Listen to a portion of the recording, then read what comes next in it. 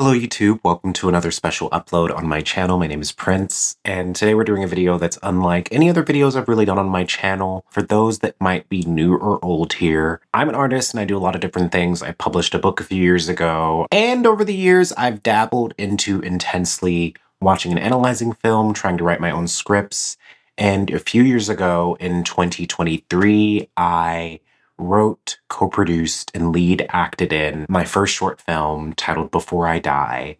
And I wanted to take some time today to sit down and watch the movie and react to it. This also means that I'm going to release the film on the same day that this video is coming out on YouTube. So if you just want to watch that film, you can. So check out that link in the description. Or if you want to watch this and go through the commentary with me. I love cinema. And I think cinema is a powerful and moving vehicle for us to navigate the world, to work through the human experience. This film was a really beautiful experience. And to give some context, at the time that I made this, I was living in New York. I got really close with one of my closest friends now, Julian. And at the time, Julian was pivoting into working more in video and film. We talked a lot about cinema, and I ended up writing this script very quickly, sent it to them, and immediately he was just really excited. And we got into the process of making this, and it took months and months of work. I believe I wrote this in December, and we ended up filming it the next March or April, and it took a good another 6 months for it to get to the final cut. There's a lot of work. There's so many memories that this film kind of encompasses for me. I filmed a vlog about it, which is really fun to look back on, but I'm excited to watch it for the first time in a while. I don't think I've seen this since it premiered at a local film festival earlier in my city, Cinema Columbus. Let's watch and react to my short film, Before I Die. Okay.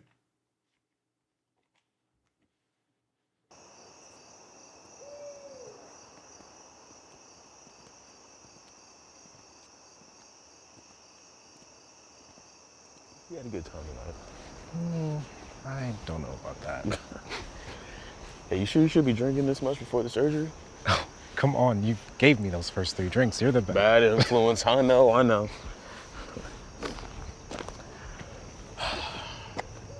Got 2 more in the fridge. Oh, that's great, because I was going to steal those later while you were sleeping. Okay, we're 35 seconds in. I remember with this opening, I wanted to write a mumblecore film. I also wanted to write a film that very much felt like countless nights I've had throughout my life. Like, you meet up with a friend, it's a friend you hang out with all the time, and all you really need to do is to drink a few beers and walk around town. I think I wrote this because I was doing this a lot in New York, pre-gaming hard in parks.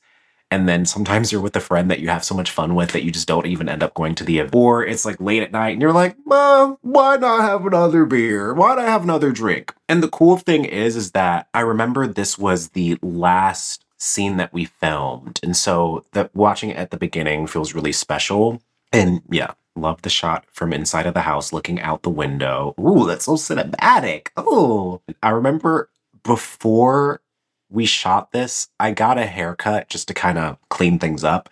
And I fucking hated the haircut that my barber gave me. Like, it felt way too short. And then I felt like I had acne right before this. So it's also interesting looking back at this because I watched this and I don't remember any of that unless I actually remember it. And so it's just interesting to think about what was happening internally. I originally wrote this and I intended to have someone else act in it. And we were casting for 2 different people. We ended up casting these 2 actors maybe about 2 or 3 months before production, and one of them maybe like a month and a half before production dropped out because essentially this film involves a kiss between the 2 main characters, even though one of the characters is straight. But the guy basically said he didn't want to do that. I've done spoken word, I've done some theater stuff. And so Julian came to me and he was like, well, it might as well be you. And so this was my first time acting on screen. And I remember being so nervous about how do you act natural in front of the camera? Like, if you're talking to someone on camera, what eye do you look at? Like, I learned that you look at the eye that's closest to the camera so it can give you the sense that, and like, it makes it visually, it actually looks like you're looking at the person as opposed to like looking away. And there's just so many things about blocking and figuring that out that I was so nervous about. But Thinking back, like, I did pretty good. So kudos to me.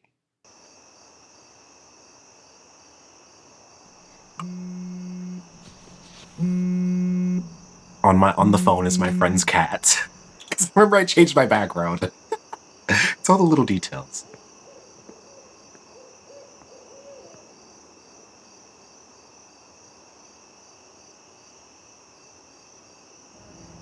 Hey, you that girl like a few weeks ago?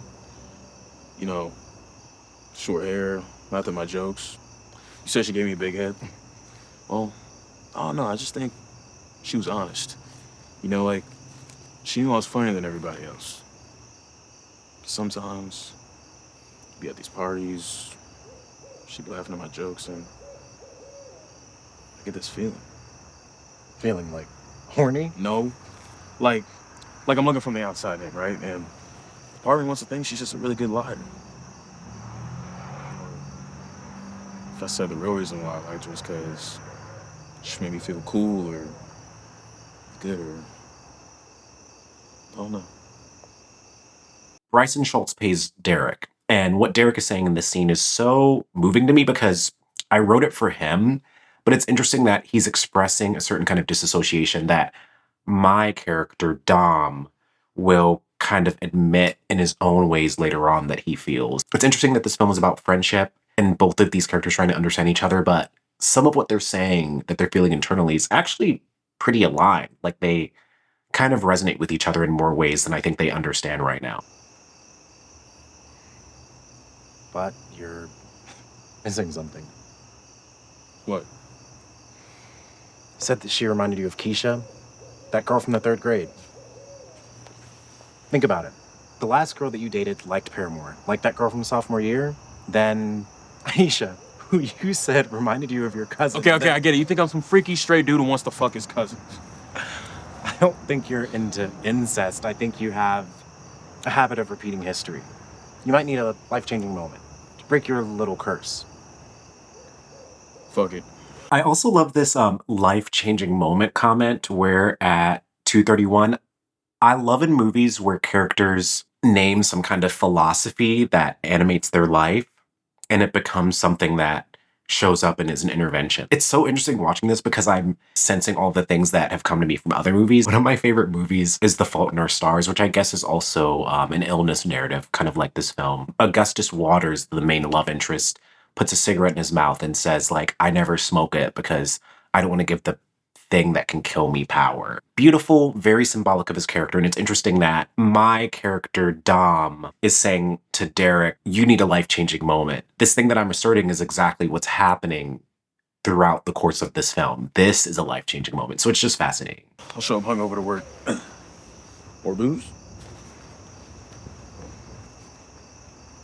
One thing that was so confusing to me is that with blocking, if you're engaging with an item during a scene, you want to engage with it at the same moments in that scene, after the same line of dialogue, and you want to do it in a similar way because you need to get different kinds of coverage of that scene. So you need a wide shot, a medium, a close-up, depending on what the shot list is. So I remember having to remember to sip my beer in between certain words or things and to do it every time because that helped the editing process later. And I just thought that was something where I was like, do all actors do this? Like all of these mind thingies that you have to do? It was water in the bottles. Or maybe it was actual beer. Can't remember.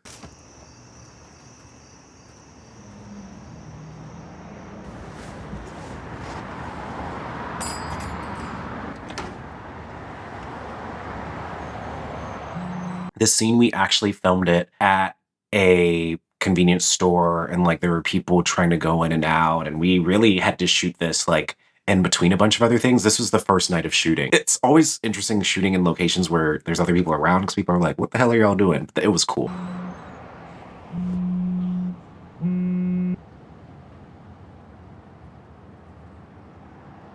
Yeah, no, Mom, I'm sorry, my phone died.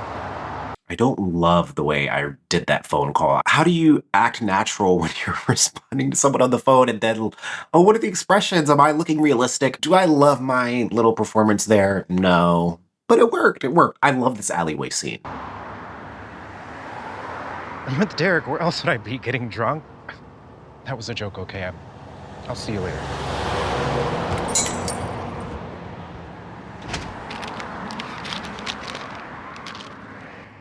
What's the opposite of a LCM? LCM? LCM. Life-changing moment? Okay. Scratch that. Isn't tonight the opposite of a LCM? Tonight. Are you being serious? Yeah. Look, I was going to parties, leaving, talking shit, ritual, routine. Nothing else matters. It has to change.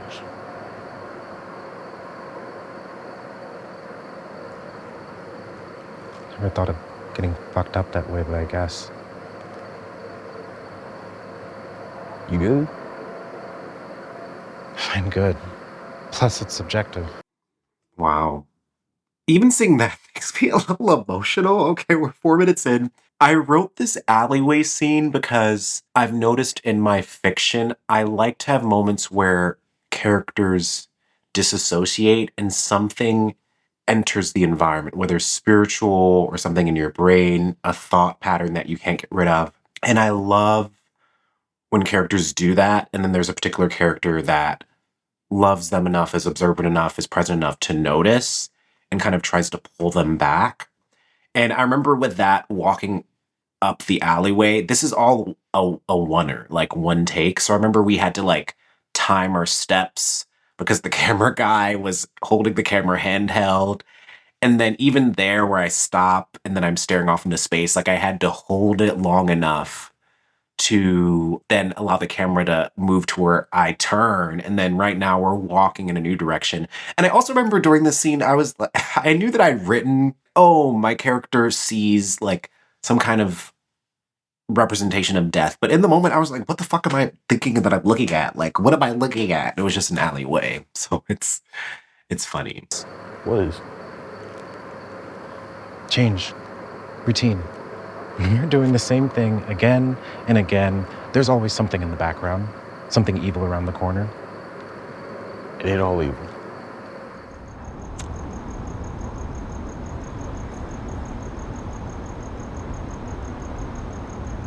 Oh, I love when people smoke weed in film. What's next?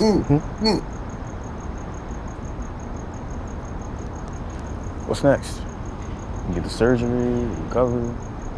You going back to school? Or? This scene in the park, this was the first scene that we shot. There's a kiss in this scene, and I remember being very nervous. Do I reveal this on YouTube? I mean, it's in my book. I lost my virginity on camera in a private setting. I remember doing this film, and I was just kept thinking like, oh, I've done that. Like, what's kissing on screen? There's so many things where you kind of overthink it and then you want it to look natural. And then I kept watching all these kissing scenes and trying to notice how visually you portray wanting to kiss someone. And I knew from reading body language books, like one way is to triangulate. So you look between someone's eyes and then down to their mouth, like looking from the eyes to the lips. And I remember I did that during this scene. This scene means a lot to me because a big part of the reason I wrote this film, partially one of the thematic inspirations was the essay or the speech Turning Silence into Language and Action by Audre Lorde. I love it. And I love film where characters who are usually composed, controlled, lose it. And one of the clearest examples, I mean, there's so many illness, cancer narratives that do this. Now was good with Dakota Fanning. One of my favorites that I was just talking about last night, 50-50 with Joseph Gordon-Levitt. I honestly might watch that movie again later today. But in that scene, Joseph Gordon-Levitt has this freak out scene in the car, and and it's the night before he has this important surgery. And the humanity in that, the losing it, the crashing out, maybe it's something I struggle with in my own life, wanting to say what I mean, but also wishing I would be more vulnerable at times in certain situations or towing the line between that. And I think it's so interesting. And I wanted a scene that kind of showed that, like my character's sense of control stumbling, which is kind of there throughout the earlier parts in the scenes where I'm ignoring my mother's call, I'm answering it, I'm lying. Like you can tell there's something underneath the surface, and this is kind of where it comes forward. But I remember this is the first scene that we shot. It took forever. And then also going to this film, I mean, this is all shot at night, and we actually shot it at night. And I was prepared for night shoots? Like we would start preparing for things like as early as like 9 or maybe even earlier. And our call time was like 7. And I remember we finished this first day at like 5 a.m. And I had another night. And then we had to film the alleyway scene again the second night. Me and the other actor, Bryson, talked a lot before. And I was really nervous. And he just helped me feel comfortable. And I think it shows in this scene. And he's such a natural actor. And I just really enjoyed working with him. And oh, wow. I hope I don't cry during this. Going back in. What's next? You get the surgery, recover, you going back to school, or? I fucking hate that question. Ever since I got the prognosis, people keep asking, why does everyone care so fucking much? People don't get that it's like this gas filling up my insides, and even after it's gone, I'm not gonna be the same, so how is caring gonna change anything? What? So that's it? So you wallow and psychoanalyze everybody else, and what? What, you choose death? I didn't choose. Then what do you choose, Dom? Because you've been staring off into space every day like you're on some other planet.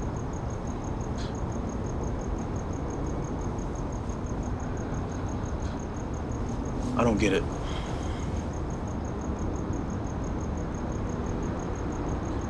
Because you don't. Then try. Tell the whole truth.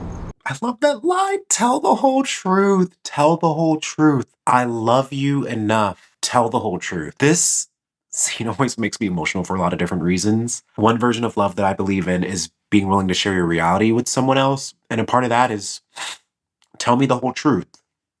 Tell me the ugly stuff, the stuff that you ignore, the stuff that makes you feel selfish. Tell the whole fucking truth.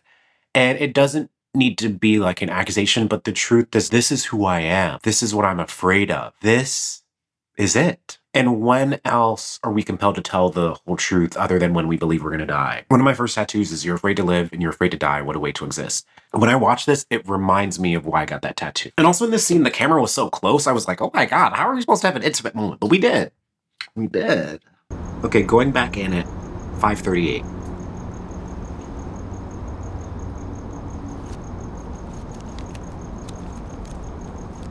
Also, when people read things in films, I love when people read things in film. I mean, easily the one I think of most easily is My Girl at the end, where she's taking the poetry class and then her friend dies and then she leaves and crashes out, rightfully so. And then she reads a beautiful poem at the end. I think it's called Weeping Willow. I think when people read things in films, film is such a visual language, and there are ways you can show what the person is experiencing, depict it, but to have something other than dialogue, because dialogue so often is about motivation or what you're trying to get out of another person or a dynamic. But when someone reads something that has been written in another context, it's more honest and it's reaching in deeper and pulling out a deeper truth or a deeper sense of vulnerability. And I love when that's offered. And I love that this letter is to his friend. In a certain sense, if they hadn't had this argument, he maybe wouldn't have ever read this letter to his friend. And the surgery's coming up. Oh my God. Tell the whole truth. Dear Derek, I've been wondering if death is just peace, or the wound that makes you bleed out. I'm wondering if I should be afraid. For the first time, I don't know. I just know that with oblivion came this giant wave of anger and this thing with red eyes staring at me like I wasted time.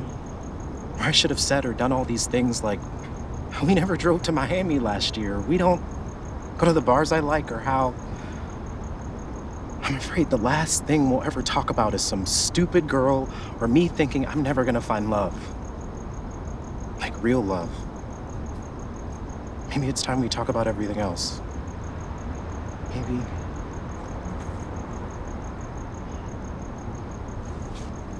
Hey. Dom. Look at me. I'm sorry.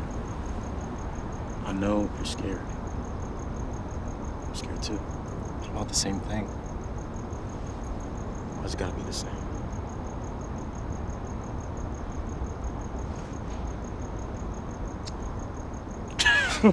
fuck, dude? I can't believe you tried to turn me again. Please. First time we kissed, you made the first move. Whatever. Call it brotherly love. Incest much? Okay. Let's go. Gotta catch some Z's before work.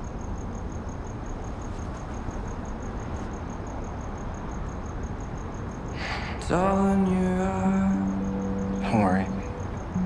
I'll be okay. I got good friends. Baby, tonight we can be anything that we like. It's all up to you.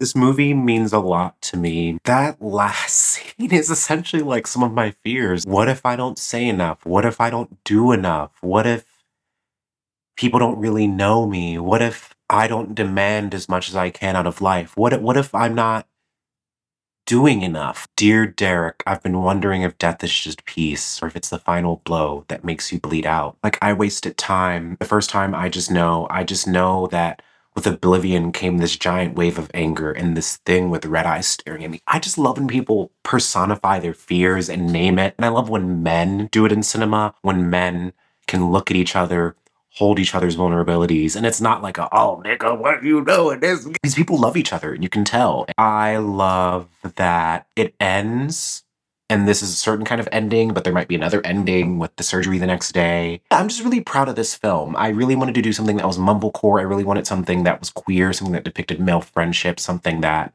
spoke to what happens when we don't really live our lives to the fullest, and how does that rise to the surface when everything might be ending, when everything might be going to shit.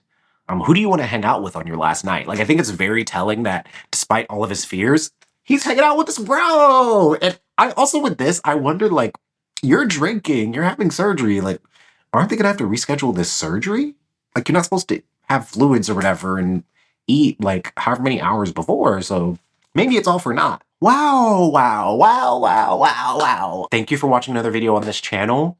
If you want to watch this film in full, check it out on this YouTube channel, or check it out on my Patreon, where I will put a link in the description where you can watch it on my Patreon for free.